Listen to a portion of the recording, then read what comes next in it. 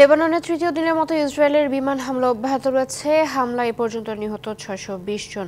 এদিকে তেল আবিবে গোয়েন্দা সংস্থা মোসাদের সদর দপ্তর ও ইলাত বন্দরে হামলা চালিয়েছে হেজবুল্লাহ ও ইরাকের ইসলামিক রেজিস্ট্যান্স। এছাড়া স্থলাভিযানের সময় ইসরায়েলের সেনাবহরে হামলার ছবি প্রকাশ করেছে সশস্ত্র গোষ্ঠী হামাস। এদিকে যুক্তরাষ্ট্র এবং তার মিত্ররা ২১ দিনের যুদ্ধবিরতি প্রস্তাব করেছে। গত সোমবার থেকে লেবাননে নাটকীয়ভাবে বিমান হামলা শুরু করে ইসরায়েল। বুধবার হামলায় প্রাণ গেছে ৭২ জনের, আর এ পর্যন্ত নিহতের সংখ্যা ৬২০ জন। ইসরায়েলের সামরিক প্রধান হার্জি হালেভি জানান, বিমান হামলার লক্ষ্য লেবাননে স্থল অভিযানের পথ প্রস্তুত করা।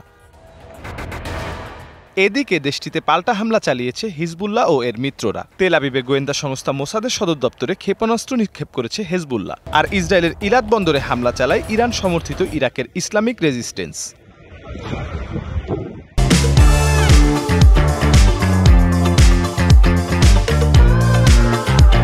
এদিকে গাজায় ইসরায়েলের সেনাবল লক্ষ্য করে হামলার ফুটেজ প্রকাশ করেছে হামাস। টেলিগ্রাম পোস্টে এই খবর জানায় সশস্ত্র গোষ্ঠীটি, তবে হামলার স্থান সম্পর্কে জানা যায়নি।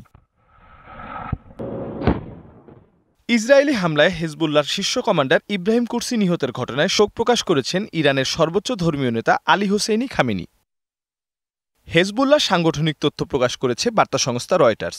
শক্তিশালী চেইন অব কমান্ড, বিস্তৃত সুড়ঙ্গ নেটওয়ার্ক গোষ্ঠীটির শক্তির জায়গা। এছাড়া গত এক বছরে ক্ষেপণাস্ত্র এবং অন্যান্য অস্ত্রের বিশাল ভাণ্ডার গড়ে তোলার কারণে ইসরায়েলের হামলা সামলে উঠতে পারছে গোষ্ঠীটি, এমন খবর প্রকাশ করেছে ব্রিটিশ এই গণমাধ্যম।